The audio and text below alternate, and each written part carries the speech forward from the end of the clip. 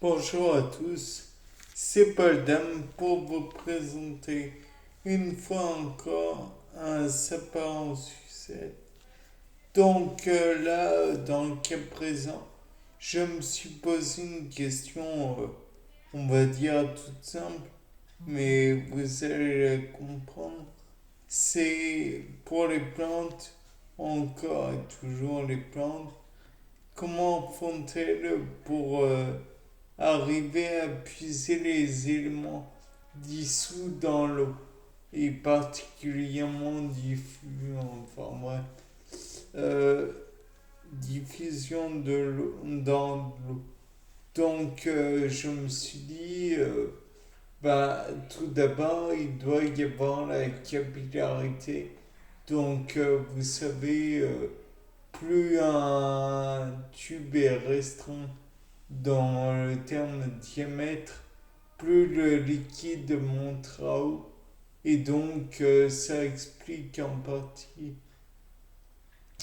comment fait le liquide pour passer de la, la trace dans les sols à contenu dans les vaisseaux phloème, xylème, comme vous le savez, différentes cellules aussi, et aller et arriver jusque dans les feuilles.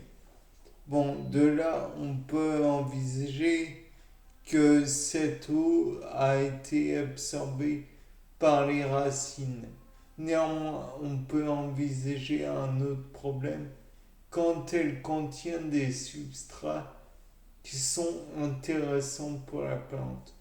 Comment fait la plante pour déterminer si elle peut les absorber ou non?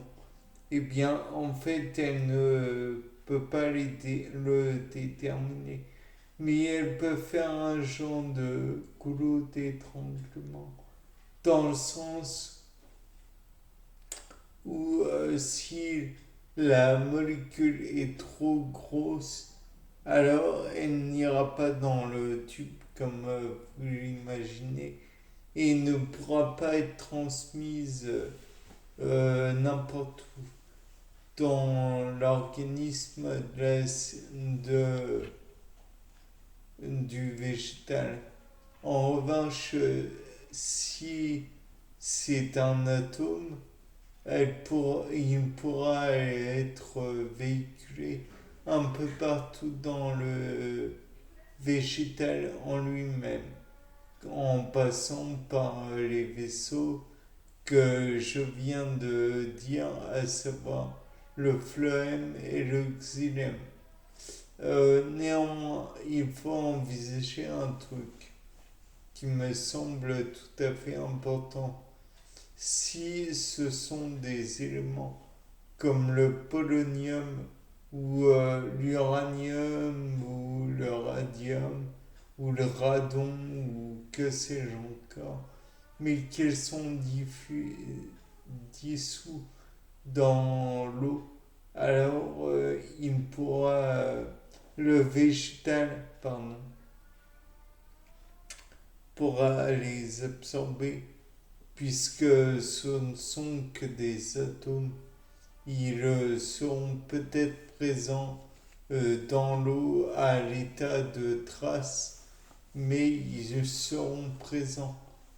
De plus, on peut envisager d'autres styles de présence, à savoir par exemple, supposons que nous ayons fait infuser dans l'eau une, euh, une tisane de maté.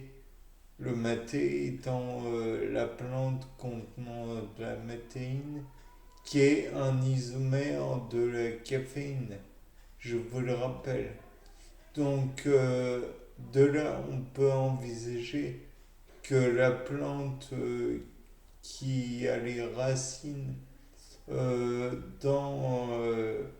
au contact même de l'eau en question qui contient la matéine va absorber bien par ces micropores et ensuite diffuser par capillarité et voilà. Mais ça, c'est dans le cas où l'eau est au contact des racines. Néanmoins, il est envisageable que les racines ne touchent pas le sol ou encore que l'eau n'aille pas jusqu'aux racines et qu'elle aille juste sur le tronc.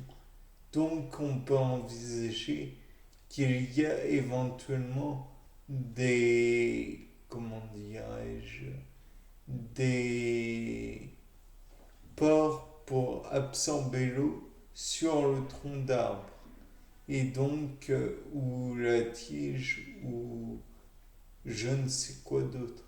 Et les stomates en eux-mêmes, vous me direz, oui, mais les stomates, ils n'absorbent pas d'eau, ils sont là juste pour absorber du dioxyde de carbone. Je suis tout à fait d'accord.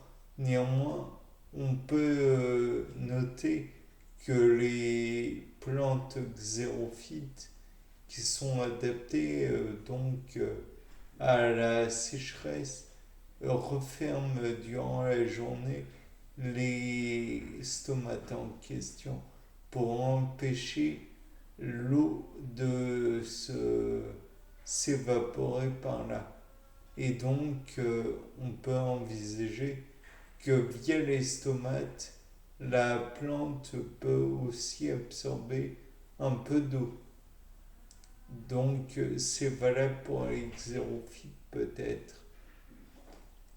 Mais je me dis que c'est peut-être valable dans d'autres cas où la plante n'est pas xérophyte. Peut-être va-t-elle pouvoir absorber d'autres fluides, comme l'eau bien sûr, mais d'autres gaz, la vapeur d'eau par exemple. Ou alors pourrait-elle absorber d'autres fluides tels que du plasma, ou peut-être pourrait-elle, puisque le plasma est un état que l'on étudie peu en cours, du moins je ne l'ai pas étudié, mais il pourrait tout à fait être étudié. De plus, on parle beaucoup de liquide, ce qui n'est pas vraiment enfin, on parle de liquide newtonien plutôt. Mais et si on parlait de liquide non newtonien, tel que la maïzena dans l'eau, qui a longtemps été une source d'amusement.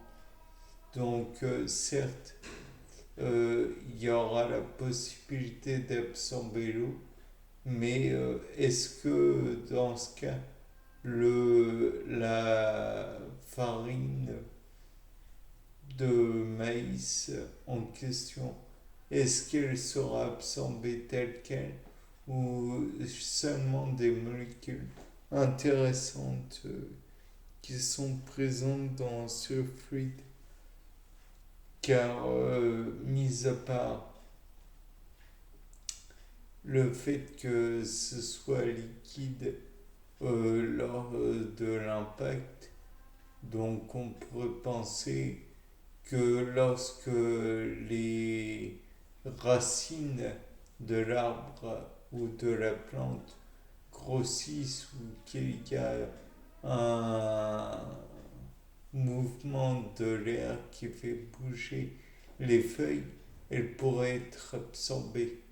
Mais y a-t-il d'autres éléments de la maïzena ou du fait non newtonien qui pourraient être consommés entre guillemets, par la plante.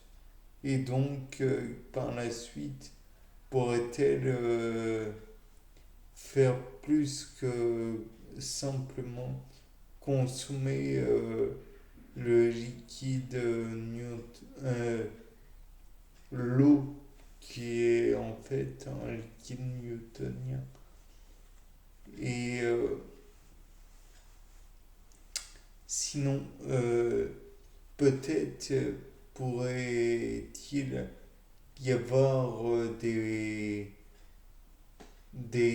entre guillemets poches de liquide telles que la pulpe et qui pourraient être absorbées par la plante ou alors réabsorbées aussi puisque la plante va mettre de l'eau dans les fruits mais peut-être va-t-elle en période de sécheresse puiser dans ceci.